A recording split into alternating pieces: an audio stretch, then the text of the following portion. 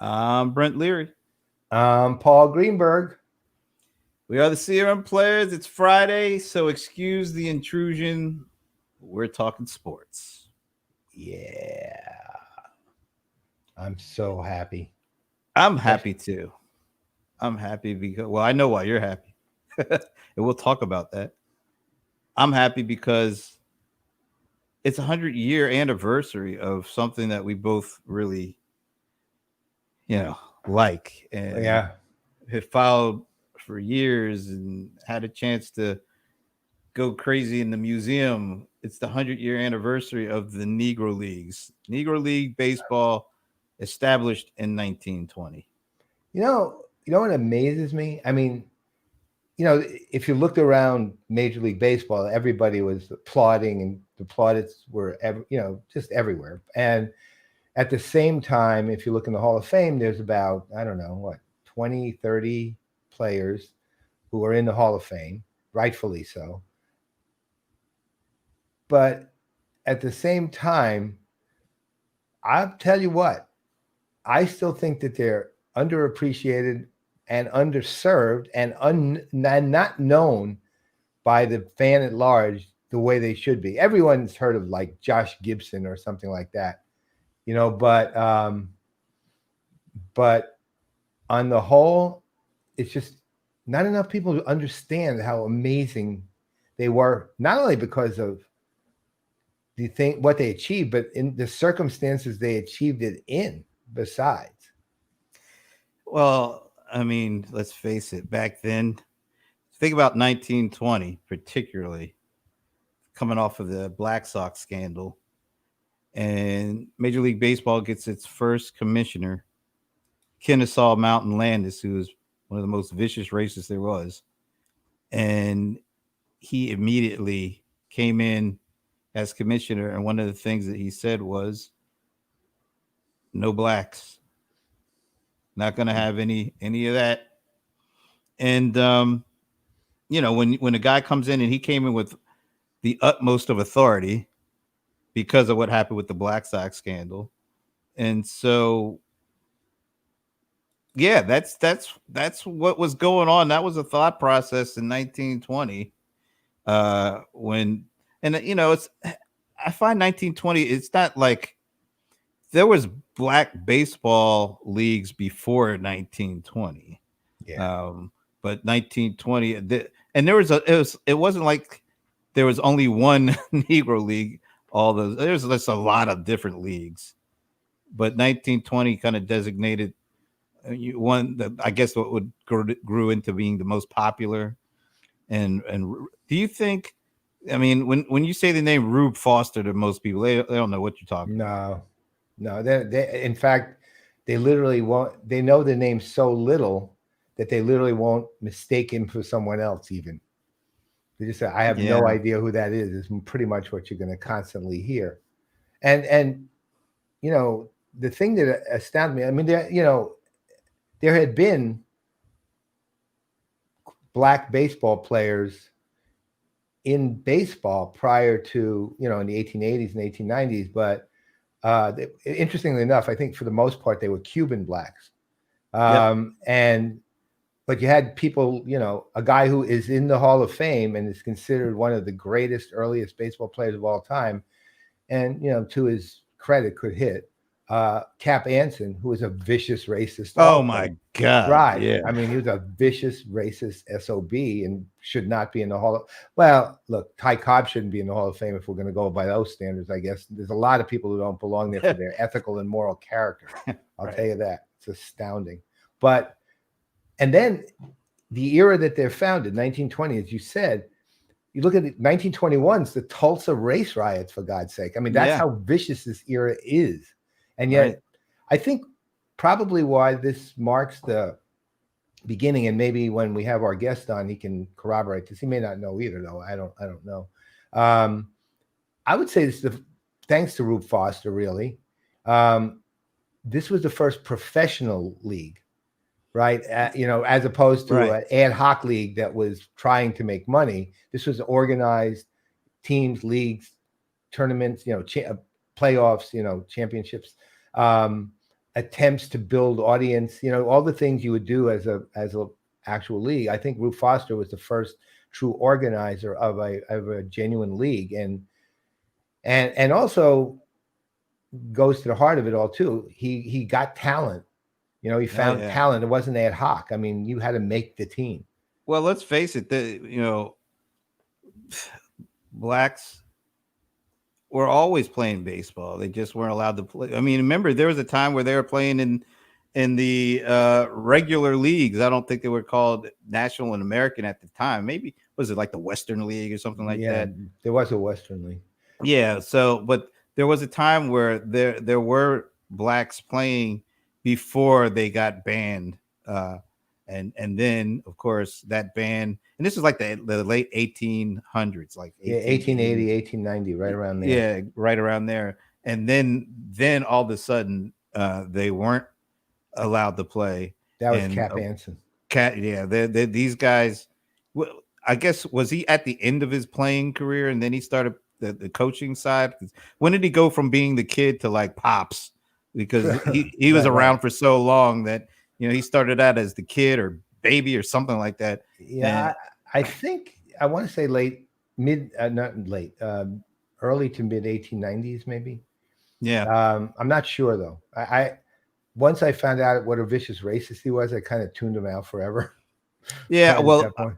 yeah. Thanks to Ken Burns baseball because Yeah. I learned a ton from that series, and that was one of because I heard Cap Anson and I was like, oh, well, this one of those great baseball. I think what is he? Some call him the greatest baseball player of the 19th century or something like Yeah. that. So he had like what over 3,000 hits back in the day, and Oh yeah. I mean, so you He was like a superstar for baseball back in that day. yeah, yeah, and then to find out later on in this in this documentary that he was a vicious racist is like, well, so much for that. You know? So yeah, so late 1880s, early 1890s, blacks were basically not able to play, and what would end up being the major leagues until Well, 19, of course, 1947. yeah, I mean, there were. I'm trying to. There was one player whose name is escaping me, who played in the major leagues in the 1880s and 90s, who was like a real star, and again a Cuban. I think he was a Cuban black. I don't remember his name though. It's driving me crazy. It'll come to me at some point. But he was. I mean, he was part of the reason that Cap Anson was doing what he was doing, from what I read. And again, don't hold me to this, but part of it was just out of sheer professional jealousy, the talents of Wow. this guy. It was that good. And it's funny how the Cuban ball players continually intertwine with the American black ball players too. Like one of the greatest Negro leaguers of all time, 5 tool player. Actually, this guy was like could do everything. He was really like if there are 20 tools possible, he's a 20 tool player. Martin DeHigo, right? And interestingly enough, there was the guy who runs the Negro League Museum. Was it Bob Kendricks? Was being interviewed on ESPN last week, and somebody said to him, I don't remember who, said, of all the players who you think should be known who aren't, he said, look, a lot of people now know who Josh Gibson is, Cool Papa Bell is, Buck O'Neill is, Oscar Charleston is, people like that. But who's the player that they don't know that they really, really should? And he didn't even hesitate. He said Martin DeHigo. He said the guy, and if you actually take a look at DeHigo, is one of these guys who could hit, he could pitch, he fielded, he had power, he hit for average. I mean, he was a graceful runner. I mean, he pretty much could do everything and everything very well. And he was Cuban born.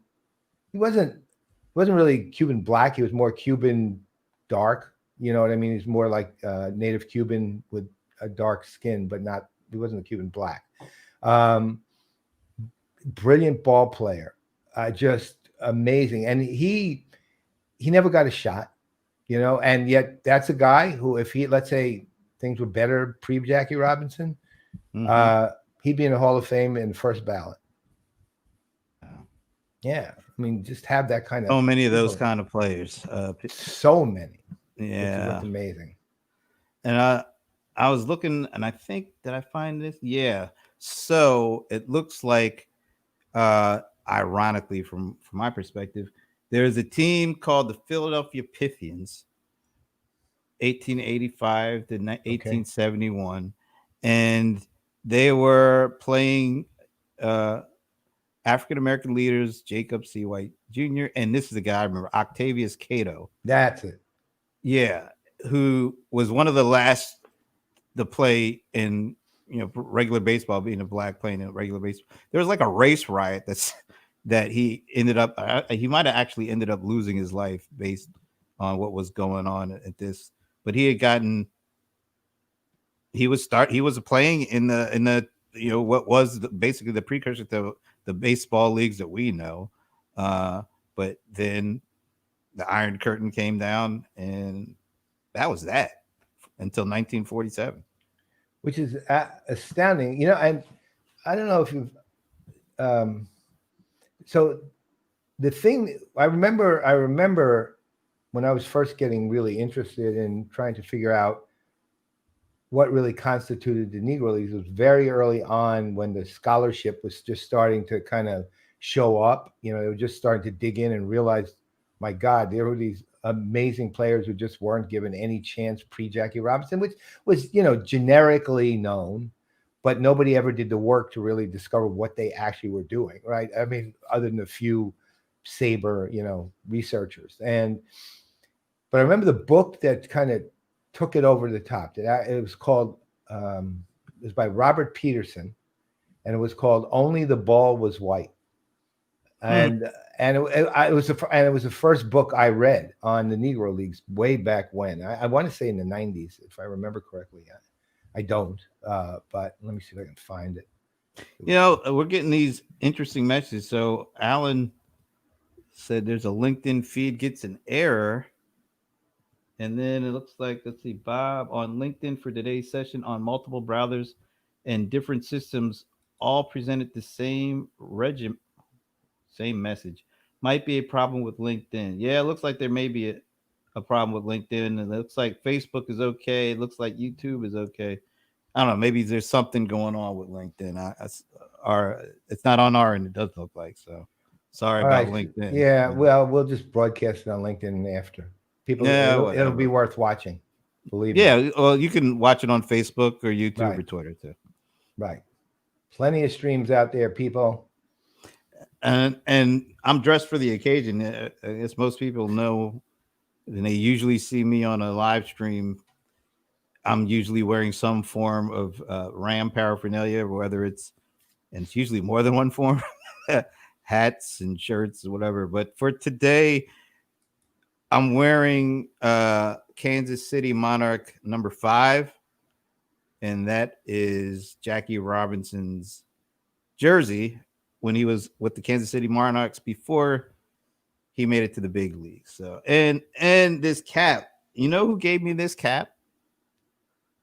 It Who? wasn't Cap Anson, that's for sure.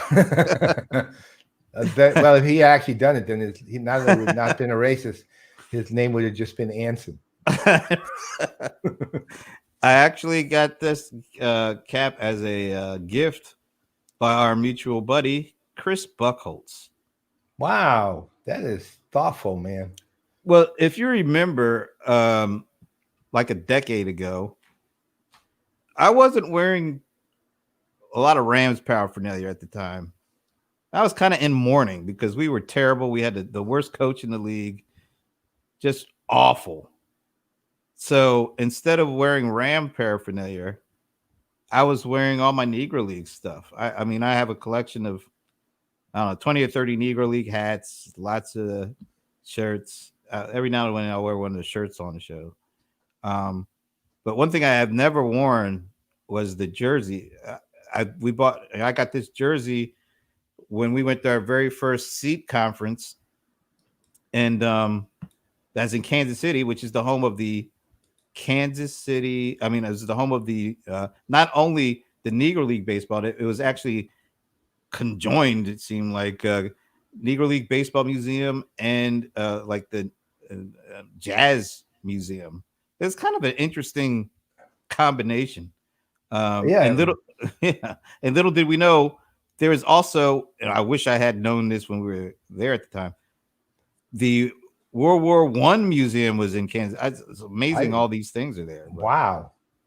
But when we saw that, because we didn't know it was there until No. we were like, my God, it's within walking distance from where we were going to be. So we ended up going, and we spent like a couple hours there, I think. Just at least actually.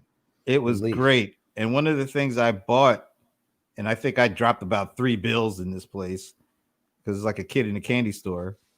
But one of the things I bought was this jersey, and it's Kansas City Monarchs #5 with Jackie Robinson.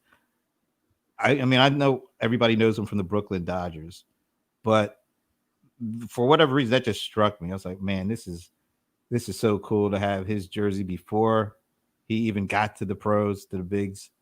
So yeah, and then I think I must have let Chris know that somehow or other, because he just sent me this hat. Now it doesn't really fit great, but I'm wearing it today because it completes the jersey. And you look good, and you look good in both. Good outfit. I feel good. I love this jersey. This is literally the first time I've actually worn it, because I bought it just to have it. It's right there next to the Eric. I have 2 Eric Dickerson jerseys, one that you got me, which I think I've only worn one of those once, and I haven't worn the other one. So I would imagine you wore the one without the autograph on it.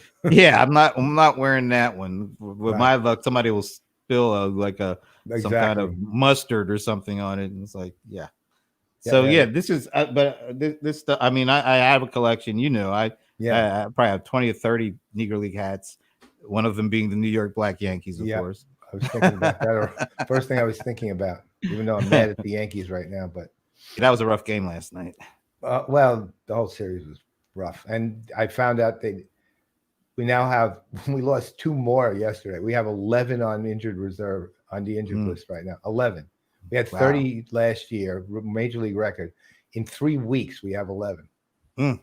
Hey, while I see him there, he's in the green room. I think he just finished eating all the crow nuts, so there's no more food left. So we better bring in time to bring him in. Don there Smindo. He is. How you doing, man? Good. How are you guys? We're happy. We're doing good. Shooting the breeze about the Negro Leagues and Cap Anson being a racist and Kennesaw Mountain Landis being a racist, and we did a lot of that too. And you know what? One cool story. I mean, and a lot of this I get from Ken Burns baseball. So I'm hoping it's all true. You know how they kind of tracked John McGraw throughout the early parts of that series, from playing to then coaching the Giants, and he said, I think if I'm not mistaken, he said, like, on his, after he died and they were looking through his stuff, they found this list of all the black baseball players he wanted to sign to become Giants that he wasn't able to because they weren't allowed to sign black players. I thought that was really interesting. That after all that time, there's actually a great story about McGraw. Right around the turn of the century, there was a black ball player named Charlie Grant, and McGraw wanted to sign him, but he knew that they wouldn't let him do it if they knew he was black. So he tried to pawn off this guy as a Native American, and he changed his name to Charlie Tokahama. Oh my gosh! And native what? The native Japanese? I forget what tribe the number was. A native Japanese American. Charlie Swing the Batter. It didn't work, but you gotta give McGraw credit for trying. That's great. Pretty creative. I'll say that. Good for him. The man who knows. Another thing about McGraw is I think he said that Pop Lloyd, who was a great black shortstop in the first 20 years or so of the 20th century, he either said Lloyd was the greatest player he'd ever seen or the greatest shortstop. And considering that was when Hannes Wagner was around, wow, pretty high praise. Wonder what Hannes Wagner thought about the comment. It's like, I always wondered. So there's this play called "Take Me Out" that my cousin actually won the Tony for, and it's about a gay baseball player on the New York Empires who comes out and creates some havoc in the locker room. But the baseball player, this was in it's about 2000, and I forget the year, 2003. So the person who comes out is half black and half white. And there was only one Yankee ball player who was half black and half white that year, which was Derek Jeter. So I always wondered what he thought about that. And my cousin was not unaware of that, by the way. I mean, it's like my cousin, when he was a little kid, he was not a fan of baseball at all, but he watched baseball one time on TV, and he became, again, the guy was a major playwright, and he was watching baseball on TV accidentally, and I think it was Chuck Knobloch hit a home run, and my cousin fell in love with literally the crack of the bat and the arc of the ball and watching it land in the seats, and he became a diehard Yankees fan after that, which me, his brother, and my brother, who lived 2 houses apart our whole lives, were always diehard Yankees fan. Always trying. He was the youngest by a fair shot, and we were always trying to convince him to even like baseball, and we couldn't. But that did it. And then he said, I was actually in the kitchen of my uncle and aunt's house, which is 2 doors down from where we lived, and we were visiting. I was visiting from out of town, and I remember him telling me, "I'm going to write a play someday about baseball," and that's what it turned out to be, right? Which was "Take Me Out." But it's that same thing. It's like John McGraw says, well, Pops Lloyd is the greatest shortstop I've ever seen, probably the greatest in the history of baseball. And you think, well, what's Honus Wagner thinking about this time, right? About this moment. So I've got a question for you. Oh, well, actually, before we do, we should reintroduce you, since you are very well received last time on the show. This is Don Zaminda, and Don Zaminda is, first and foremost, a long time friend of mine. Goes back to my first year in college at Northwestern. So that goes back to 1967. And if you had been just an hour earlier, you would have been the very first person. That's right. You were 1 hour later than Steve LeMay, being my longest standing friend of mine, outside of my brother. Right. So and Don eventually over his career became not only a leading baseball historian, maybe one of the best in the U.S., and has written multiple books on varying areas of baseball.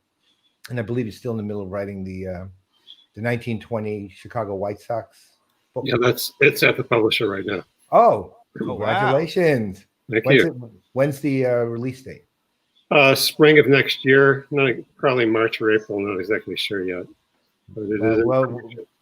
We will have you on the minute the book is out. We'll have you on. That'll be cool. That too, and get some people busy forking over the cash to buy that book. And then the other thing Don has done until his retirement in 2016 was he was the director of research for Stats LLC, which, of course, as you know, is kind of the purveyor of contemporary statistical baseball, right?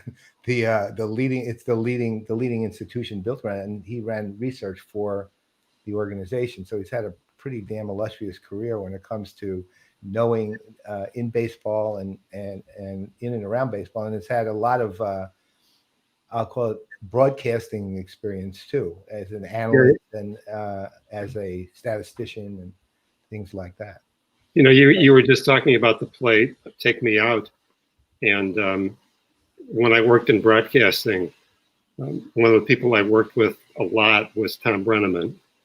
Oh God, who's actually a pretty good friend of mine. Was very helpful to me on the Harry Carey book. And all right, so it's not been a great last 48 hours for. No. Do you think he's going to survive? I think on the national level, probably not.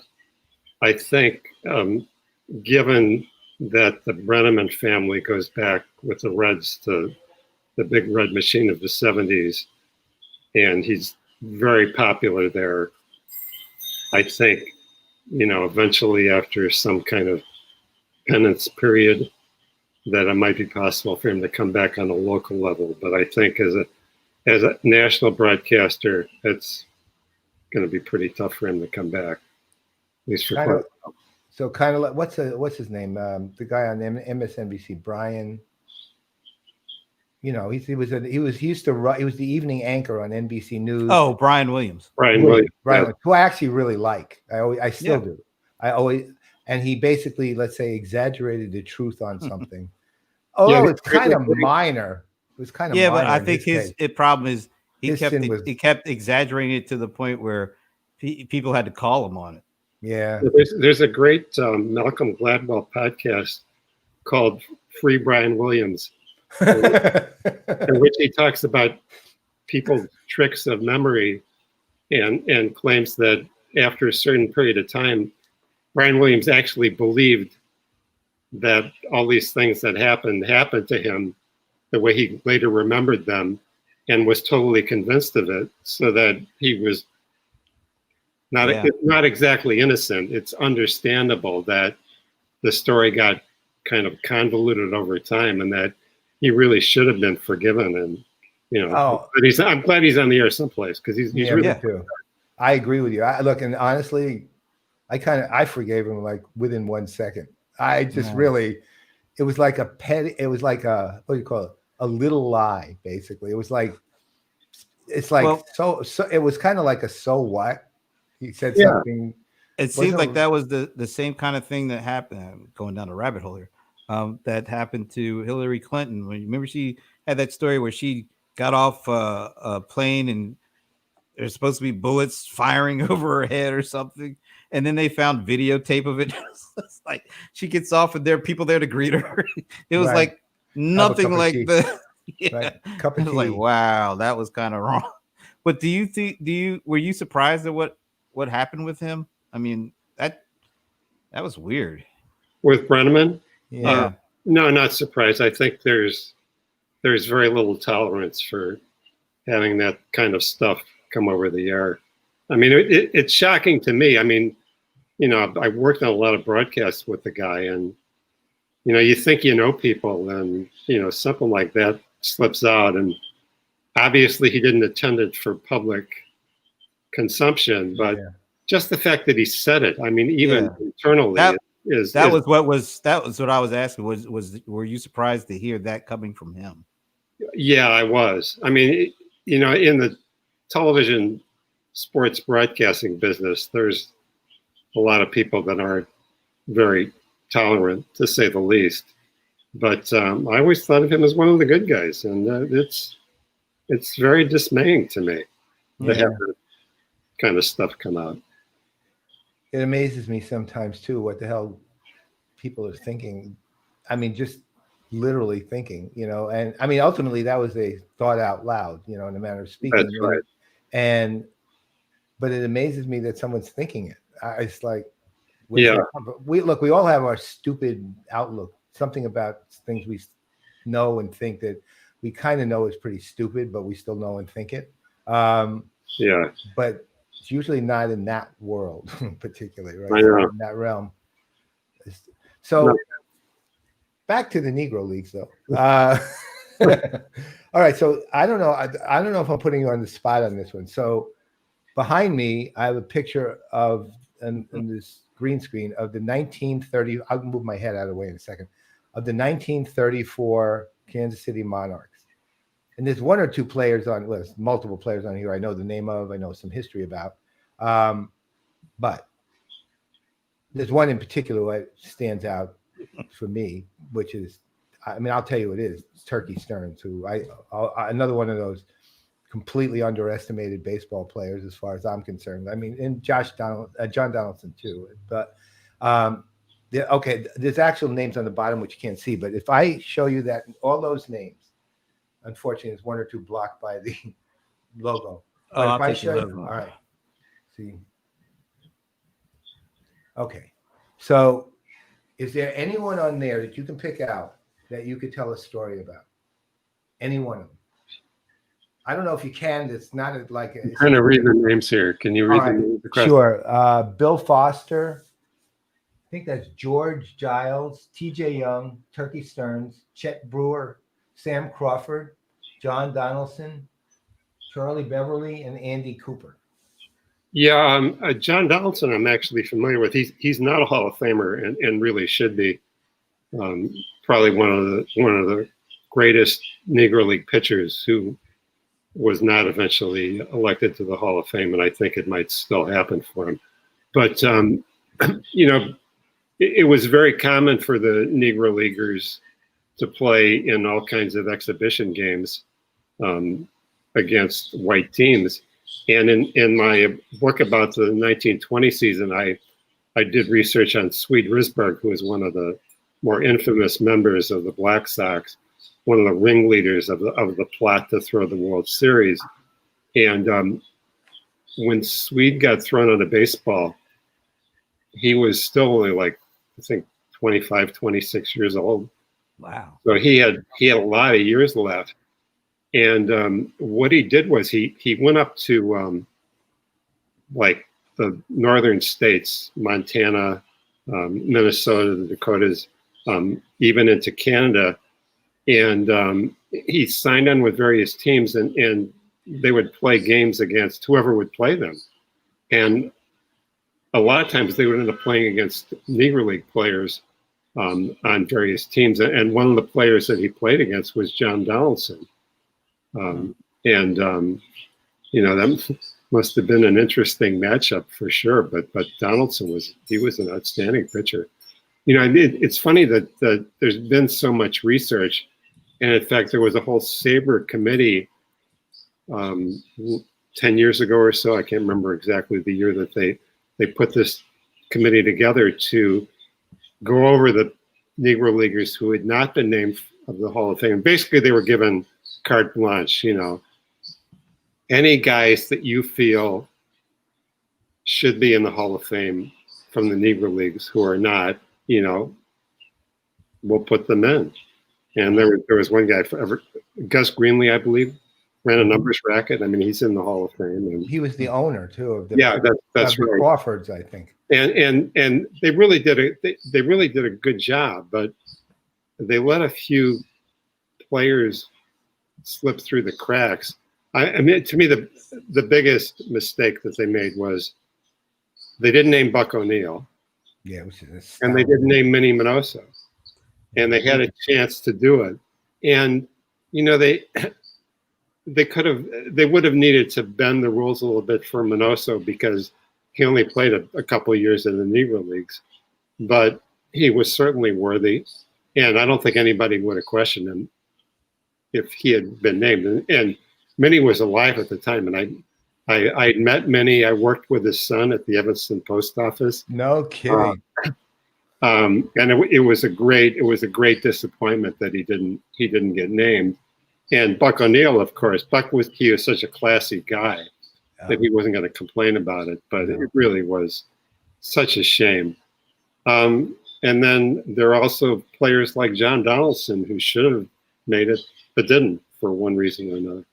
It's too bad. It is astounding to me that, I mean, there's so many people if I was looking at, say, the Turkey Stearnses of the world, they're like kind of like Andy Pettit, you know, the kind of the borderline Hall of Fame types. And I mean, of course, being a Yankees fan, I think Andy Pettit should be in, but you know, we'll see. But there's actually a substantial group of people like that. I actually met one who is probably one of the least known Negro leaguers, at least to the people who've done at least a cursory look at it. But if you look at his history, it's just astounding. Interesting enough, one of the longest, this is in the later years toward the end of the Negro Leagues, one of the greatest pitchers of that era was Wilmer Fields. And Wilmer Fields, if you look at his record, it's like pretty much every year, 16-3, 17-5, 20-4. I mean, you know, he could hit, right? One of those two-way players. So coincidentally, he was born in Manassas, Virginia, which is where I am now, and he lived in Manassas his whole life. He died in 2004. So there was a show that he was at in about 20 miles from here in 2002, and I went, and he was there, and I started chatting with him, and I said, "Hey, I live in Manassas too. Do you mind if I come over and talk to you? You know, I'm doing a lot of research, and I just like to." And he's a really sweet older guy. He was like getting, I think he died. He was maybe 90 or something. He was considerably older, but really sweet guy. So he said, absolutely. So I chatted. I talked to his wife before I went over. So what does he like? He said she loves chocolates. I still remember that. So I went out and bought these like superstar chocolates, like a really, really. I didn't, and back then I didn't have a whole lot of money, but it didn't matter. I spent like a lot of money on these chocolates just because I was almost out of like, holy cow, I'm getting to sit down with this amazing person, right? And he's so sweet. And so, and I spent 3.5 hours with him in his house and gave him the chocolates. He opened the box. I still remember this. He immediately opened the box as soon as I gave it to him. And the first thing he did before he took one is offer it to me. The first thing. I said, no, this is for you, right? And basically, while we sat there for 3.5 hours, he ate half the box, right? But he told so many stories. And of course, he was playing 47, 46, 45, 48, you know, right before they finally folded. So he knew Jackie Robinson. He knew Monty Irvin and all those guys. And so he was just telling me stories about them and about himself. And he was very modest, but take a look at the guy's record. And you were literally looking at somebody, you know, at least from the standpoint of the sheer numbers, is Hall of Fame caliber, right? So at least from my standpoint, I just, when he passed away in 2004, I remember the day I saw it. I just happened to be reported in the local newspaper. And I just was so sad. I just was so sad. He was just a wonderful guy. But it's like one of these highlight moments. I want to pop up. Bob Fagel has given us his list of favorite Negro League players and his favorite team. Yeah, that's a hell of a team. 1930. Josh was on that one, of course, right? Well, that I think that had Oscar Charleston on it too, didn't it? I think so. I never heard. I don't know Leon Day. How he was like came in like late 1930s and through the 1940s. He was supposed to be quite a good pitcher. Ray Dandridge was a little bit older than Jackie Robinson, and after Jackie Robinson broke the color line, he played in the minor leagues for I think close to a decade and had like really incredible minor league statistics, but nobody brought him up, and he certainly could have been a viable major league player. I think even in his late 30s, that was really a crime that he didn't get a chance to play Major League Baseball because the opportunity was there.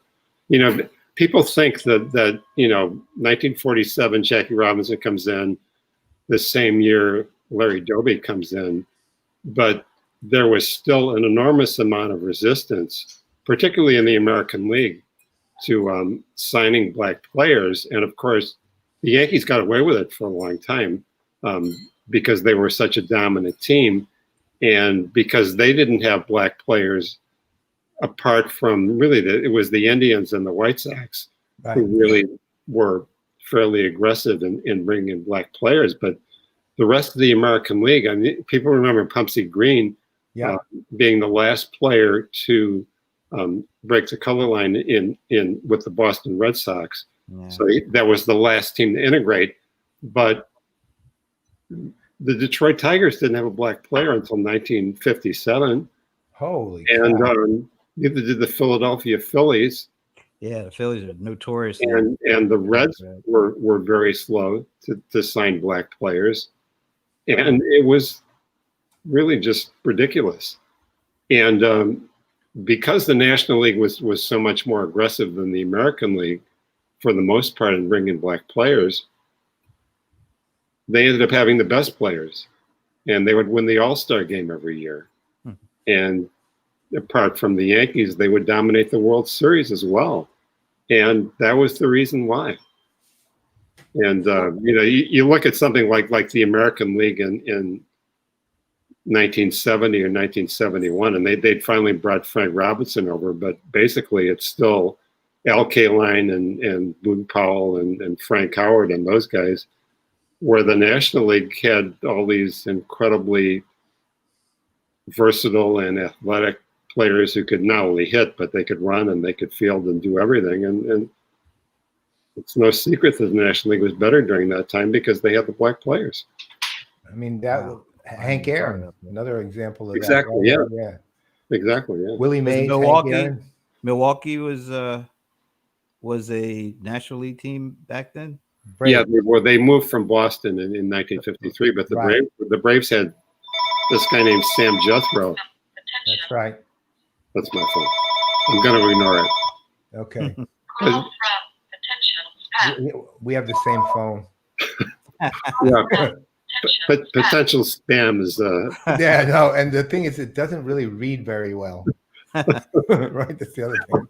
Yeah. It reads like if it had a kindergarten education. What was with the American League that they fought it? I mean, it's a good question. I mean, even, Connie Mack was pretty slow. Beck went from the Indians to the Browns, so that the Browns brought in Satchel Paige and a couple of their black players. But it's hard to look into somebody's soul. But I mean, it's hard not to think that Tom Yawkey wasn't a racist. Yeah.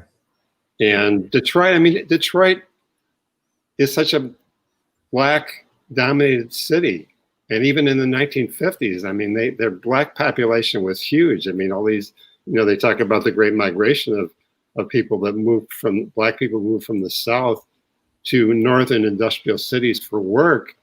And the auto industry was one of the main sources of employment for black people. And, they waited until 1957. Then it's Ozzie Virgil. God bless Ozzie Virgil, but weren't there a number of better players that could have played for the Detroit Tigers years earlier than that? I mean, it's ridiculous. He had a 6 on 66. he inside joke. He did. I have no idea. Yeah. So let's say the American League finally integrates, and the Yankees first was Elston Howard, who of course became what now is a monument, at Yankee Stadium because he became a Yankee great. The Red Sox, you said, was Pumpsy Green was the final. Yeah. He ended up with the Twins later, right? Yeah, I think so. Yeah. And then, so let's say at that point, every team had at least one black player. Were there any teams at that time who had effectively said, look, color line's long over, and it could be National League too. I mean, in other words, and that there was a period where you had sometimes teams that did have, it's no longer the case, but we had teams that had more than 50% of the team was black, right? So, or nearly 50%, if not more than. Were there any teams that were just finding the talent and a significant percentage was black, but they gotten past we need to integrate now? Were there teams that were more progressive in that view, and which teams were they, and like what kind of people, who had they recruited? Well, I think the Orioles, they had come from St. Louis, so they were one of the first teams to integrate, but they weren't really aggressive about it. But then once they got Frank Robinson and saw what he could do, they brought in Paul Blair and Don Buford and a number of other really outstanding players, and they were a dominant team. I think that was one of the reasons. I mean, people say that when Frank Robinson came from the Reds to the Orioles into the American League, that he really kind of changed the culture of the American League, because he was such an aggressive player, particularly, like breaking up double plays and things like that. And, not backing down from pitchers throwing inside and just fighting to win every game. That kind of changed the culture slowly in the American League. And, the Orioles realized right away what they had. Mm-hmm. And they dominated the American League for close to the next 10 years because of that. Yeah, is he still the only player who's won MVP in both leagues? You're asking the exact same thing I was going to ask. I don't know. I remember Gaylord Perry won the Cy Young in both leagues, but MVP, good question. I think he is. The only one who's won it in both. Dick Allen never won it in the National League, so. I mean, I think you're right. So he's the only one in the history of the game, which is Hank amazing. Aaron never won it in the National League. No, he didn't have won in the American League. Oh, he never. Okay. Yeah, I was going to say that would have been pretty big oversight. Did Bob Gibson play in the Negro Leagues before he? No, he didn't. But he played for. He actually played for the Harlem Globetrotters. I remember that part. Yeah. But I think. I'm trying to think. So there were the last players who played in the major leagues who had also played in the Negro Leagues. It was like the late 1950s were when the last few of them. Late 1950s. Wow. So that would be who? Like, I know, but Don Newcomb would be their early 50s. Yeah, I mean, like there was a guy named Chuck Harmon who played for the Reds. I think he had played in the Negro Leagues. In fact, I did that. I researched this once. I believe there was a guy. Do you remember a guy named Billy Bruton? Yeah, of course. For the Braves. Yeah. And the Tigers. Yeah. Had 11s on his card. That's right. Another inside joke for pulling me. But I believe Billy Bruton, who came to the Braves in 1953, he was the first player who came to the major leagues who had not played in the Negro Leagues. Really? Wow. That was pretty rare. But even in subsequent years, there were players who broke into the major leagues who had played in the Negro Leagues. I mean, the White Sox had this pitcher named Connie Johnson, who only died, I think, like a couple of years ago. Fabulous guy, great pitcher. He pitched for the Kansas City Monarchs, played for the White Sox, and then he came to the White Sox when Paul Richards was the manager, and then Richards went to the Orioles, and then brought him over to the Orioles and had a couple of good years for Baltimore. Really good pitcher, and at these SABR meetings where they would talk about the Negro Leagues, he was a very popular guest and excellent pitcher. It's amazing, the talent. It's kind of mind blowing. I remember I was I only went to Cooperstown once. It was years and years and years ago, and I actually don't even remember who the induction was. I think I just went to be somewhere, be at there when someone was being inducted. I remember it was boiling hot. I do remember that.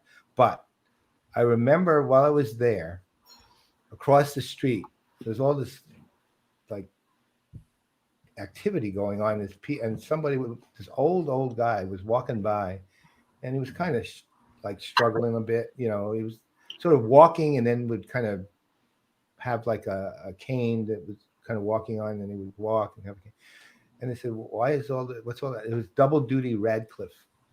Right, that's who it was, and I still remember that. Right, I remember, and I looked over, and it's this old. Like it was great. Like he played in Chicago, and then stayed in the Chicago area. And when I used to go to SABR meetings, like in the 1980s in particular, he was still alive, and he would come to some of those meetings and tell stories. He was a fabulous guy, and also, I'm pretty sure he's not in the Hall of Fame, but he is one of the players who is certainly worthy. He got the nickname Double Duty because he pitched and caught. Right. And I think it was something like Damon Runyon gave him that nickname. Somehow Damon Runyon went to a Negro League game, and Double Duty caught the first game and then pitched the second game. So I thought you were the nickname. I thought you were saying that he was so fast that he could pitch and run behind and catch his own pitch. That was wasn't that the cool Papa Bell myth? Yeah, he was so fast. He could electric lights, a light, and jump into bed before the room got dark. I love stories like that. You know what's amazing though? I mean, imagine. There's a lot of, in the Negro League in particular, there were a lot of two-way players. You had a lot of people who pitched by necessity, yeah, but not pitched and caught. That's something that's almost an unimaginable combination. Because of the what catching does to you, right? And then going out and being able to pitch besides, it's just yeah. They would play these day games in the heat of summer, god awful weather, and those guys catching one game and pitching the next. It is mind, and with those heavy flannel uniforms also. Yeah. I just imagine the guy like literally shaking his head at himself, right? Saying no, shaking himself off. They were earning the big bucks. That's why they did it. Yeah. So, are there any individual teams like Bob mentioned the 31 Homestead Grid? Are there any Negro League teams that you think could have won a World Series any particular year? I mean, he talked about was it the Homestead Grays or that there's the 31 Homestead Grays. 31 Homestead Grays. Crawfords were another team. 39. And, there was some overlap there because some of those same players went to Pittsburgh. And the 1934 was the Gas House Gang. They played the Detroit Tigers in the World Series, but it was also the greatest year for the Pittsburgh Crawfords. And, they had, I don't know the roster up and down, but they had Satchel Paige and they had Josh Gibson and they had Cool Papa Bell and a number of other really outstanding players. And I think you put them in the World Series, then there's certainly a good chance that they could have won. Wow. Didn't get the chance at all, though.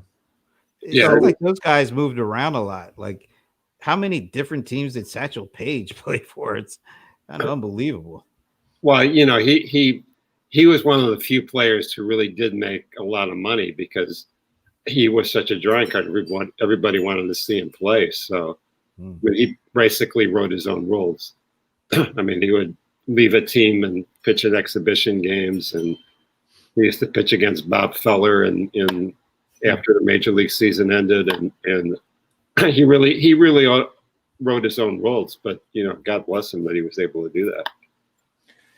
So I remember the thing that when I began to start getting interested in the Negro Leagues, I was partly because of the book, which I think is seen as kind of the pioneering book, which was Robert Peterson's book, Only the Ball Was White. Yes. You remember that was really the first book that kind of talked about those guys, and then other books followed. But there's been hundreds to thousands of books since that time, and if not books, monographs and things like that. And I know I just got one from Saber that I haven't read yet, but on Smoketown. It was that's right. Which is on I think the 35 Pittsburgh Crawfords. And, right. And then I have another book, not from Saber, but I got from Amazon that I haven't read it yet. I'm finishing up other things on Oscar Charleston. It's just I read that a few months ago. It's a fantastic book. Yeah, that's if I'm picking who's my favorite of all time, it's him. It's always been him. It's been him since other than not as a person, because apparently he wasn't a great person, but as a player, right? As a great person, it was like everyone else, pretty much. Buck O'Neill, right? You can't. Yeah. I remember listening to that man, and all you wanted to say is, "Will you adopt me? Right? Will you please adopt me? Right? I just want to be your son." I never heard of him before that documentary. Oh, he has been, from the day I found out about the Negro Leagues, he was the first guy I think I really saw, heard about, and then when I started seeing him, I mean, he's always been the ambassador, really. He was always the ambassador for the Negro Leagues, and and the thing about him is just that what an astounding human being he really was, and that just keeps coming across no matter what. That said, on the Oscar Charleston side, from everything I can at least tell, and again, maybe the new bio will have some new stuff I don't know, which I'm sure it will. The guy pretty much did everything well, like everything. I mean, he didn't pitch really, but but there was nothing when it came to hitting a ball or even moving on the bases too. It's not like he was a great speedster, but he was an excellent base runner. But he was just power, average, hit him, a wee willie keeler, hit him where they ain't. I mean, he could do all of those things, right? So I have been enamored of Oscar Charleston from the first time I ever saw anything about him. And then the other one, which I've always found to be an astounding guy, which we were talking about a little earlier, was, although I don't know quite as much about him, but always fascinated me because he really is a 20-tool player, if there's such a thing, is Martin DeHigo, right? And he seemed like, from what I could tell, he literally could do anything.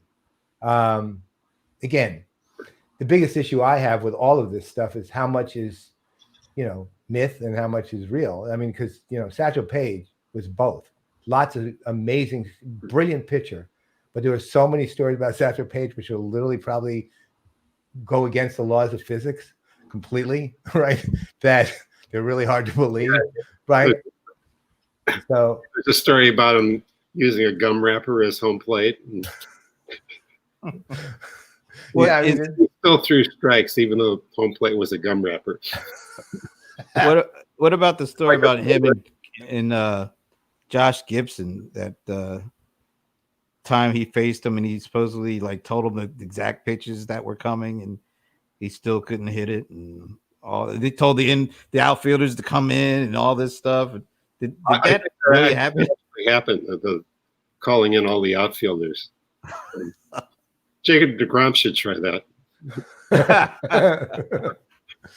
Well, I you and I, at least, Don, are old enough to actually remember Satchel Paige alive, right? And yeah, and I do remember him. I remember hearing him, seeing him. I'd say watching him, but I think I watched films of him pitching in the majors because I don't think I actually watched the live game that he pitched. But in my memory, it may be that I'm seeing you and Brian Williams, right? I was about to say. I think, but I'm pretty sure I saw films of it's like newsreels, the equivalent. And I remember what I do remember, aside from the fact that he was amazing me because I was this little boy and he's like this really old guy of 45 or 50 or something, and he could actually pitch and still really genuinely pitch, and at the same time. Every time they interviewed him, he was a story unto himself, right? I mean, the guy just he knew how to talk, right? He really knew, that guy knew how to just. Yeah, he really was. Well, Finley actually brought him back in, what was it? I think 1968, I want to say. Right. And at which point he would have been in his 60s. Right. And he started a game against the Red Sox and pitched 3 shutout innings. Amazing. In his 60s? In his 60s, yeah. That is they replaced home plate with a gum wrapper because they wanted to get the Red Sox. That's right. And he told all the outfielders. That's right. They didn't even put outfielders in the game. There were no outfielders in the game. They only played with 6 people. So I grew up in Wilmington, Delaware, and the only name that you ever heard of was Judy Johnson because that's where he lived. How good a player was he? I know he's in the Hall of Fame, but how good a player was he? Yeah, he was the third baseman, and he's one of the early inductees from the Negro Leagues into the Hall of Fame. Yeah. Who was this was something that just sparked when you said Minnie Minoso, but I don't think that's not the answer to what I'm about to ask. Who was the ball player? It's more recent than that. Who was the ball player that played in 5 decades? George Bland. I'm just kidding. Yeah, George Bland. No. Some ball player who played. Minnie Minoso would have done that. 40s. Then it was him. I think it was him. Yeah. That may be what made me think of it then. Right? It was it was the only ball player in history who actually played in 5 different decades. Yeah. Because Minnie was in his 50s when Bill Veeck brought him back a couple times, but remember the last time that he brought him back. Hey, we got to find this one out. I think it's him. I do too. That's what made me, I think, sparked it. Yeah, it was him. Oh, he was the 4th oldest player in history, it said. They said so. His first appearance. Wait. Made his major league debut in '49, and he came out of retirement in the '76 and '80. So he played Okay. the '40s, the '50s, the '60s, the '70s, and the '80s. Wow. That's Is right. That's amazing. That beats Blanda by a decade. Well, there actually, what's interesting about, I'm looking at this list. There's 1, 2, 3, 4, 5, 6, 7, 8, 9, 10. Well, let's say in the 20th century and later, there are 10 ball players who played in at least 4 decades. And if you include before that, there's another 6. There's one actually this kind of surprises me, who played 4 decades. That's more recent, and the last one was in the '80s. Did Tim McCarver do that? That's the guy who surprised me too. He Tim played McCarver. in the 50s, 60s, no, Yeah. 40s, 50s, 50, 60s, 70s, 59 through 50, 80. 60, 70, and He played literally the very last year of the 50s and the very first year of the 80s. So there 59 were to 4 of 81. them. Yeah, I didn't realize there were that many who had actually played even at the edges in 4 decades, which is astounding. I mean, but 5 decades with Minnie Minoso, that's even just phenomenal. I wish there's an interesting stat that I pointed out to Brent this morning, that Major League Baseball interest is up, and it's up mostly due to kids and women. That's where the percentages of viewership have gone, significant percentage enough up to be of notice. Not like it's gigantic. It's not like, it's gone up 30% or anything. It's more like 5, 6, 10%. But I just wish more people actually understood the history of the Negro Leagues and that what this 100 years actually represents. Because, I mean, ultimately, regardless of the fact that they were banned from baseball, they still shaped the entire history of Major League Baseball. Well, they sure did. And I think that just gets missed by so many, and they just don't get it. And I think they should get the credit they're due. I mean, the thing is too, is that the stories you can tell that are there. That's why so one last thing. If you're going to recommend, 2, 3 books for people to read on the Negro Leagues, which would be the 2 or 3 that you think that they should read to get a real sense of just the life of the Negro Leagues and all the different groups? Buck O'Neill's autobiography, I would say. Okay. Would be one. I think it's called I Was Right on Time. That's it. And there's a book, it's probably out of print now, by John Holway, called Voices from the Great Black Baseball Leagues, I believe. Yeah, if you could find it, used, it's worth checking out, because he was one of the first guys who actually went back and interviewed the oral history. Were still alive at that point. So he got a lot of the great players interviewed for that book. Wow.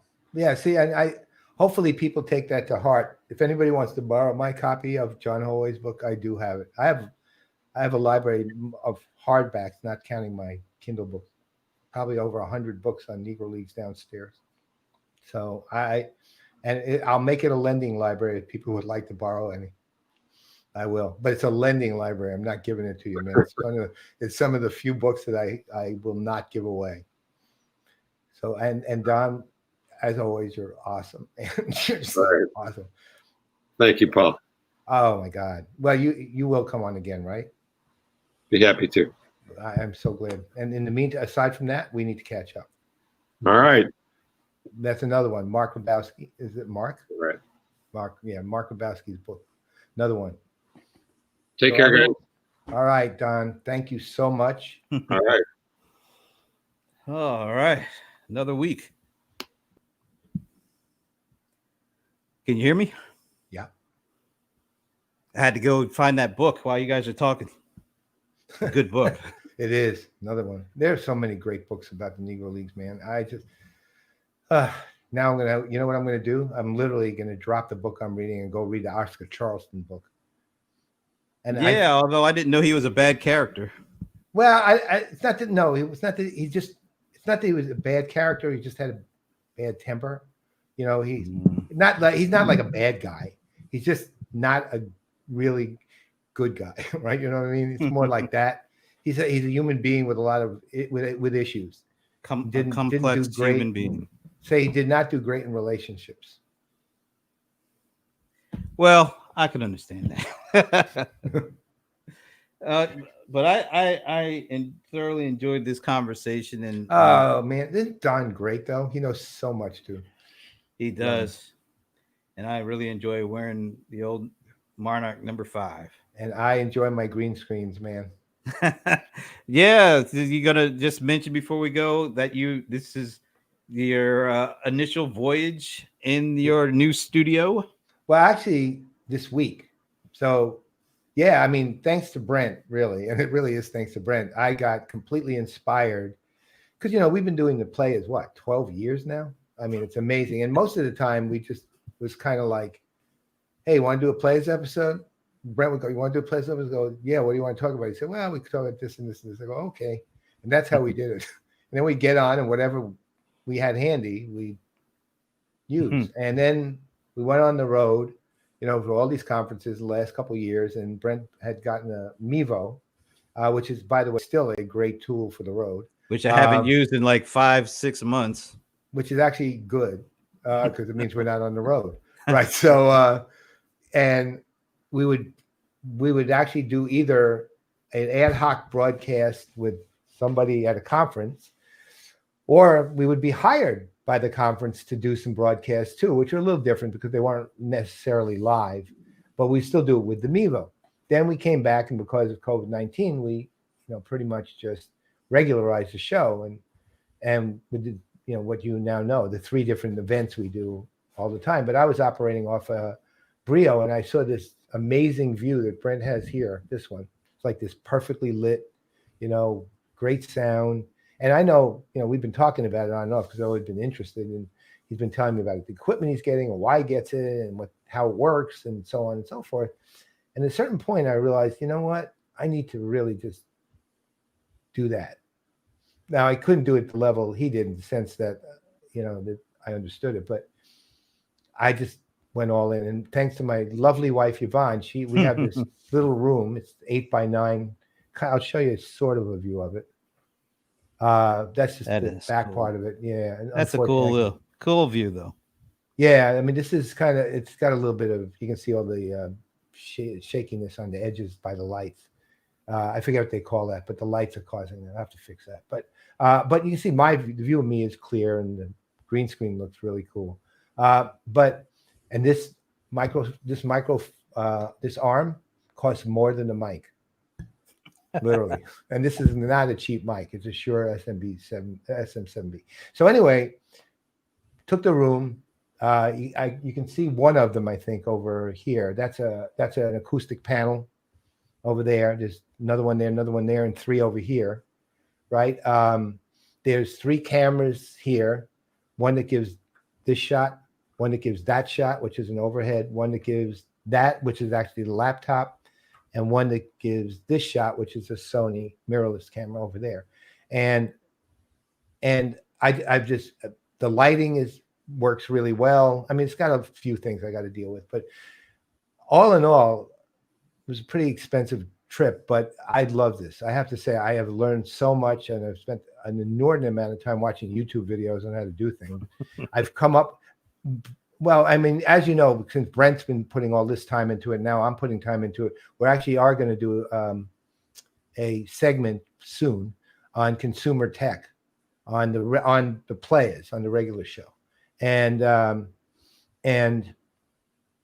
we'll be talking about that. And you'll see next week, I hope, a blog post which is kind of designed to lay out what I'm thinking and how I thought about all this, thanks to Brent's help, and how I put this together, and with the idea of providing kind of a guide to other people, because I've actually been asked by a number of executives, because one of the things that both Brent and I harp on a lot is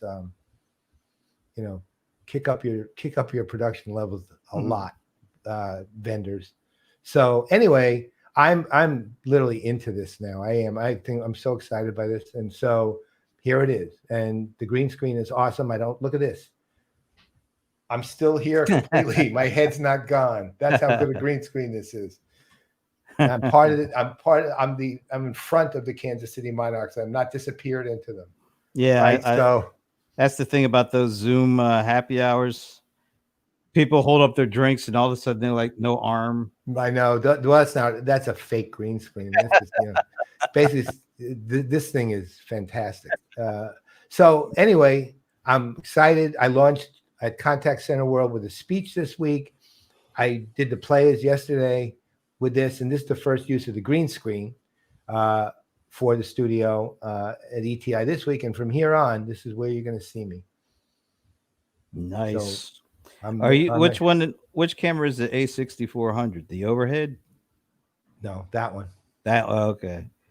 Look, you got to do something so that we can see how great that autofocus is. Well, look at it. I mean, look at this. If I just, there's no lag in catching me. Now watch this. This is the Panasonic, which. Now watch. Oh, you could already see it pulsing. Right. I mean, if actually without the green screen, it gets worse. What would happen would be I would back up, I'd be blurry, I'd come here, and then all of a sudden it would kind of lock in like this. I do this. Oops. Exactly. Now it's in there, but now I take it away. Right.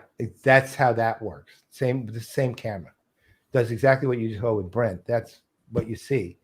We'll be actually on the show. We'll be talking about stuff like that. So, in the consumer tech, prosumer tech is really kind of what we're at. Part, so we can also help anyone who listens in how from an amateur standpoint, because I'm not, I'm not going to pretend to be anything but a amateur. Brent is actually a lot further than I am on this, and we're just going to talk about what here's some more. Here's how we do this. Here's some options you can have to you might want to choose given your budget, and so on and so forth. So be prepared. It's coming soon. And in the meantime, we're going soon. That's right. Going off the air until, we'll be around next Wednesday for the happy hour. Yes, we will, with more announcements. In the meantime, that's right. More announcements, more updates on BYOB. Mm-hmm. And some other stuff. We got some other stuff in the works, but we can't tell you that right now. Not yet. Anyway, I'm Brent Leary. I'm Paul Greenberg. We are the CRM Playaz, and we're out. As long as